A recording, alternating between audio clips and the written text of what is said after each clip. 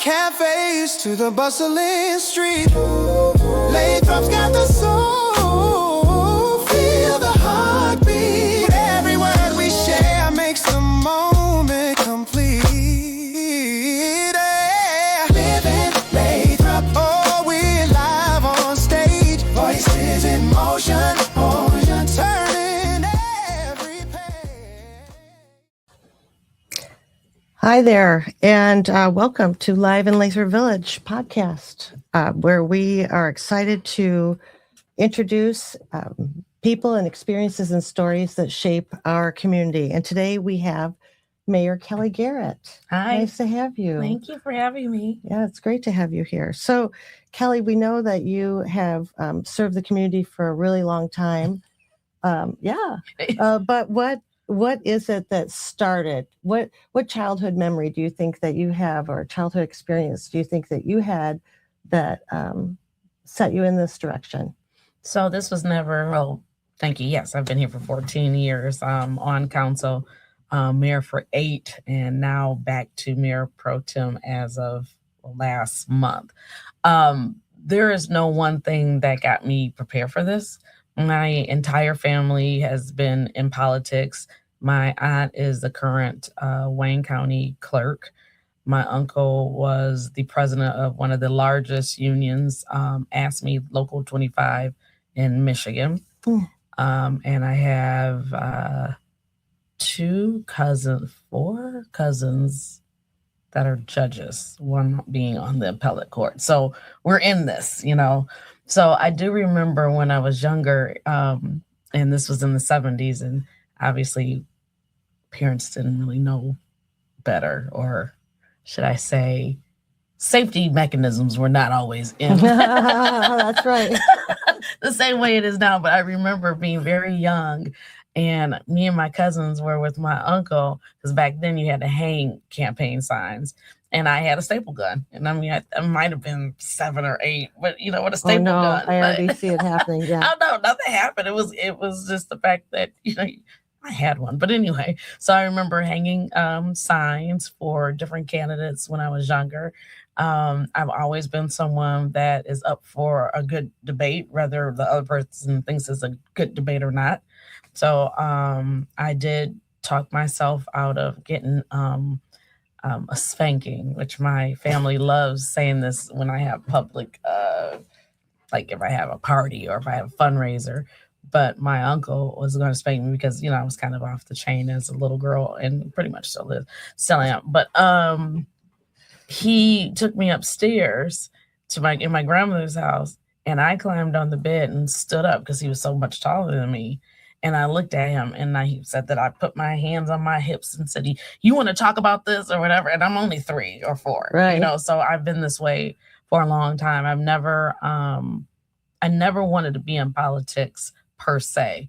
But I've always been one that wants to help people. And I found being in politics, and especially when you have a title, people are more apt to listen to you and try to give you the help that you need. The resources seem to come a little easier. So I think I answered your question, but probably not. Oh, that's great. No, that's great. So in that line, what is you think that one guiding idea or lesson that influences your life still today? Is there anything that you think that happened then that just is carrying right through for you today? And as you have been in city council and as mayor and now mayor pro tem and whatever next step you take, what is it that you take with you all along the way? That it's about the public. It's about the residents. It's not about me. You know, I know there's some that will say different, but it is what's best for the people and how I can help them. It is where I don't want anyone to have to suffer or have issues with not getting the resources that they need, and it's under my watch per se.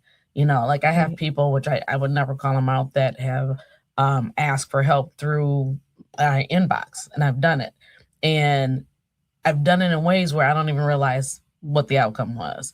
And this goes so far as, and if I say it, then I know that people don't know it. But as so far as I have connections where you least likely would think that I have connections, and because we know each other, and then on top of it, of you being a resident, I would do what I have to do or find out what I can do to help you. So what I carry with me is the fact that this is a public servant seat. It's not about the people that are sitting in the seat. It's about the people that you serve. That's terrific. And those are the kind of leaders that we want in our community too. And the opportunity to find these resources that we don't actually have access to or know about, even know about, opportunities to serve our community that we may not even know about, right? And opportunities to help other residents that we may not know about, right?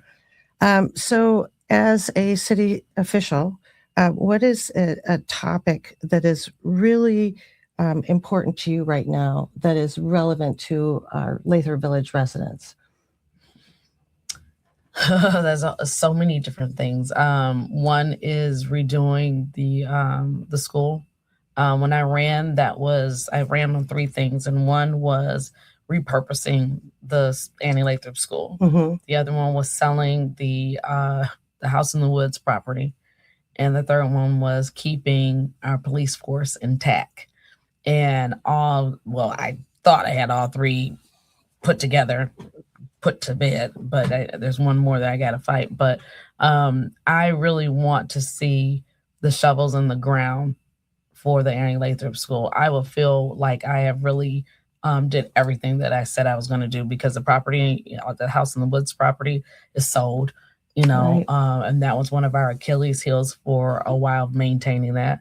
And we already did the infrastructure, already brought money in, which unfortunately what Michigan just did, the Michigan legislature, what they just did, we might have a little hiccup on some of it, but nonetheless is changing for good in a positive way. Is changing what Lathrup looks like. Before, it used to be when you would drive down Southfield, you would come off the freeway, you would see the new things at 10 and Southfield, get to Lincoln, and it started going downhill. Buildings weren't fixed up.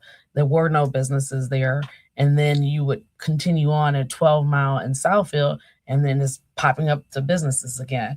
We lost out on a lot of businesses that originally wanted to be in Lathrup that are now at 12 in Southfield, but they're in Southfield. And so the reason behind that, I believe, is that one, we weren't open for business in a way, Right. and I feel like now we're updating everything. It's a place to be. People want to have businesses here now. I mean, every time I go out, it's, do you know of a space where I can rent whatever? But so I guess I've done what I said that I wanted to do. But the last one is to really see the school repurposed. Yeah, that's great. What do you think overall? I've been here 25 years, and I've seen a lot of improvements, especially over the last decade. So I thank you for being such a big part of that. Thank you. What do you think in your position as city council and mayor pro tem, what do you think is the one thing that people misunderstand about you? My passion can go either way. It can go for you or against you. I am not a hard person to get along with. I'm one could say I even wear my feelings on my sleeve, even though I'm starting to not do that as much. But I think I'm misunderstood because I also say what I feel, and we can talk it through. Like I said from the very beginning, I'm up for a good debate. But if you let me assume something, or it's starting to walk like a duck, kind of quack like a duck, I'm going to assume it's a duck, and I'm going to handle you as that. Now, if you want to have a conversation with me and explain that I was mistaken, or we can have a conversation of what it appears of what you're doing and what I'm doing, and then come to some type of agreement. That's where I think I get misunderstood, because I don't want anyone to ever not know where they stand with me. That's how I was brought up. I wish I was different, but I'm not fake. And I wish I could be better. My dad says something to me, which I can't say it the way he says it. So I'm going to try to figure out how to say it nicely for this podcast. Yeah. He told me to always keep in your pocket 2 tubes of chapstick. And I'm like, why? Because the one is going to be for kissing somebody's butt, and the second one is for when you run out of the first one. Oh. So you need to learn how to get along with everybody, and you need to learn how to go along with, what the program is. And I'm never like that.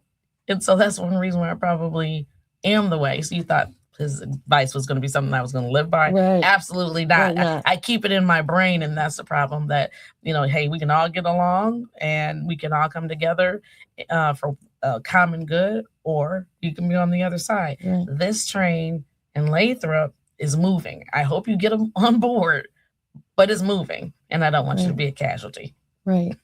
Well, thank you so much, Kelly. You're very welcome. And I have such a privilege of knowing you personally too, and I know all Absolutely. of that is just who you are. So Yeah. thank you so much. Oh, thank you. I appreciate it. Appreciate it.